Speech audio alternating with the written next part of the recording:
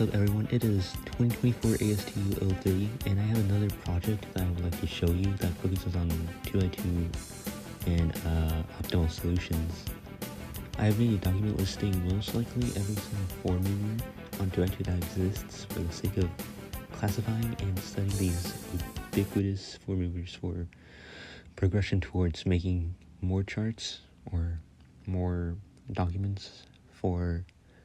5 movers, 6 movers, 7 movers, and on until we reach the forbidden end of optimization for 2x2, which probably won't end.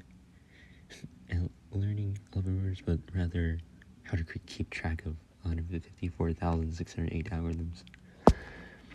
The following document you can see on screen can be found in the description of this video,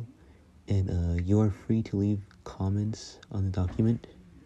and make any suggestions in the comment box. Suggestion box that is found above